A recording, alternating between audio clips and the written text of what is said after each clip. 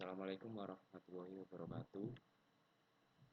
Perkenalkan, saya Wahyendra Utama, peserta dari Magang 3 Universitas Muhammadiyah Malang dari jurusan Pendidikan Biologi. Nah, jadi pada kesempatan kali ini saya akan menjelaskan sedikit materi tentang metabolisme, lebih khususnya yaitu tentang proses metabolisme sebagai reaksi enzimatis dalam makhluk hidup.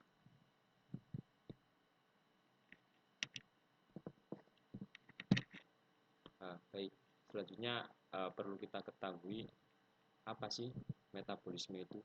Nah, jadi metabolisme itu bisa kita katakan sebagai seluruh reaksi kimia yang terjadi dalam tubuh makhluk hidup. Nah, adanya energi dalam tubuh kita juga dipengaruhi oleh proses metabolisme itu sendiri, karena memang metabolisme itu bisa dikatakan sebagai kebutuhan yang bersifat khusus bagi makhluk hidup. Karena dengan adanya metabolisme, segala yang ada dalam tubuh kita seperti karbohidrat diubah menjadi energi, itu adalah karena adanya sebuah proses metabolisme. Itu adalah salah satu contoh kecil proses metabolisme. Nah, selanjutnya dalam metabolisme sel itu meliputi 3 proses, yaitu ada enzim, katabolisme, dan anabolisme.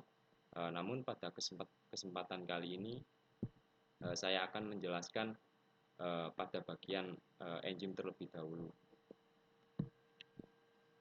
Nah, kita masuk pada bagian enzim. Apa sih enzim itu? Enzim dapat kita artikan sebagai suatu zat yang dapat mempercepat reaksi kimia dalam tubuh. Meskipun begitu, enzim tidak ikut bereaksi. Nah, jadi enzim ini bisa dikatakan sebagai biokatalisator atau sesuatu yang dapat mempercepat reaksi metabolisme dalam tubuh atau reaksi kimia dalam tubuh.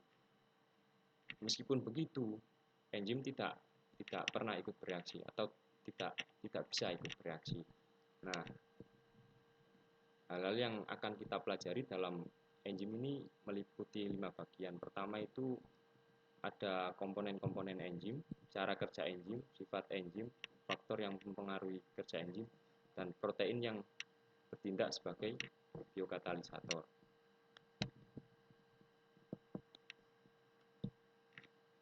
Nah, kita masuk pada komponen-komponen pada enzim. Nah, jadi pada enzim itu sendiri ada 2 komponen. Komponen yang bisa dikatakan komponen protein dan komponen non-protein. Nah, yang komponen protein itu ada apoenzim. Komponen ini tersusun dari senyawa protein sehingga sifatnya sama seperti protein, yaitu termolabil. Nah, termolabil itu sifat yang artinya tidak tahan terhadap suatu panas yang berlebihan. Nah, jadi komponen dari enzim yang apoenzim, yaitu yang tersusun dari protein, itu mempunyai sifat termolabil sama seperti protein, yaitu tidak tahan terhadap panas. Nah, yang kedua ini komponen non protein atau bisa kita sebut sebagai gugus prostetik. Nah, komponen yang bukan protein ini meliputi kofaktor berasal dari molekul organik seperti besi, tembaga, atau seng. Nah, yang kedua ini koenzim berasal dari senyawa organik kompleks seperti NADH, FADH, dan koenzim A.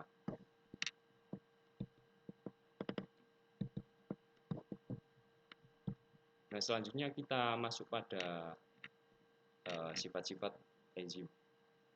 Pertama, seperti yang saya katakan tadi, enzim itu merupakan protein. Nah, jadi enzim ini salah satu sifatnya adalah termolabil, tidak tahan terhadap panas, karena enzim sendiri juga termasuk dalam sebuah protein. Nah, yang kedua ini enzim sebagai biokatalisator. Sebagai biokatalisator ini artinya enzim dapat mempercepat suatu reaksi. Meskipun begitu, tetapi enzim tidak pernah ikut dalam reaksi tersebut, hanya sebagai sebagai percepatan lah istilahnya. Kemudian yang ketiga, sifat enzim adalah bekerja secara spesifik. Nah, setiap enzim mempunyai fungsi tertentu. Sebagai contoh ini, misal perubahan amilum menjadi maltosa. Nah, tentu enzim yang dibutuhkan pada saat itu adalah enzim amilase, bukan enzim yang lain. Oleh karena itu, sifat dari enzim adalah bekerja secara spesifik. Nah, kemudian yang keempat, diperlukan dalam jumlah sedikit. Kemudian selanjutnya bekerja secara bolak-balik. Kemudian dipengaruhi suhu dan pH. Dan yang terakhir dapat digunakan berulang-ulang. Nah, jadi enzim ini juga dapat digunakan berulang-ulang kali selama enzim tersebut tidak mengalami kerusakan. Nah, selanjutnya kita akan masuk pada bagian cara kerja enzim.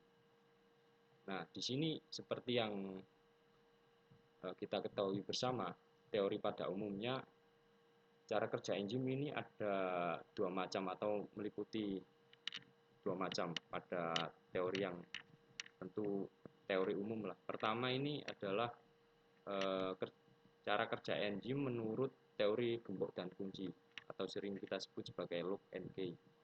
Nah, bisa kita lihat pada gambar ini teori lock and key atau gembok dan kunci. Nah, ini pada enzim dan substrat ini harus sesuai artinya kalau tidak ada kesesuaian atau tidak ada kecocokan antara enzim dan substrat, maka tidak akan bisa terbentuk kompleks enzim substrat. Jadi antara enzim dan substrat ini harus istilahnya cocok lah. Jadi kalau cocok bisa bisa menyatu. Kalau semisal antara substrat dan enzim ini tidak ada kecocokan, maka enzim ini tidak akan bisa menyatu dan tidak akan bisa menjadi suatu produk. Nah, jika pada enzim dan substrat ini mempunyai kecocokan, maka akan terbentuk suatu kompleks enzim substrat. Nah, kemudian akan dihasilkan suatu enzim plus produk yang nantinya akan siap digunakan. Kuncinya adalah harus pada teori pertama, kerja enzim menurut teori lock and key harus ada kecocokan antara enzim dan substrat. Nah, kemudian yang kedua, cara kerja enzim menurut teori kecocokan yang terinduksi. Nah, teori ini berbeda dengan teori yang pertama, yaitu teori lock and key. Pada teori kecocokan yang terinduksi, ini enzim ini bisa menyesuaikan dengan bentuk substrat yang ada. Jadi meskipun bentuk substratnya tidak sesuai dengan model awal enzimnya, maka enzim itu akan menyesuaikan atau mencocokkan dirinya dengan bentuk substrat yang ada. Nah, bisa dikatakan enzim ini mampu beradaptasi dengan bentuk substrat yang ada.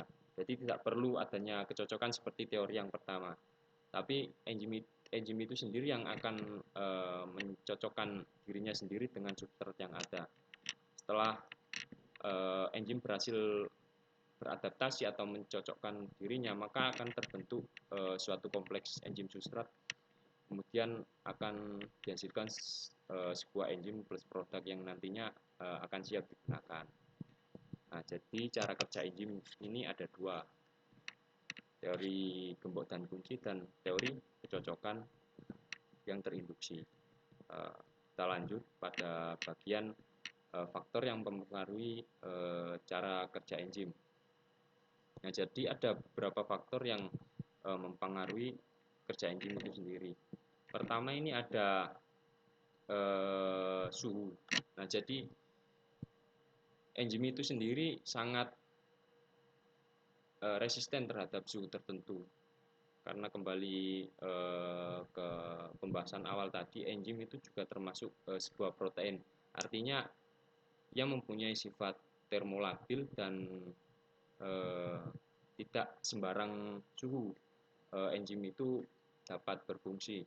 Nah, biasanya kalau enzim berada dalam suhu 40 sampai 50 derajat, enzim itu bisa mengalami kerusakan yang nantinya menyebabkan enzim itu sendiri menjadi nonaktif. Nah, kemudian faktor yang mempengaruhi kerja enzim yaitu pH. Nah, enzim juga harus berada dalam pH yang cocok atau pH yang pas. Nah, biasanya pH yang sangat dibutuhkan atau yang cocok pada enzim itu pH yang berkisar 6 sampai 8. Kemudian selanjutnya adalah aktivator atau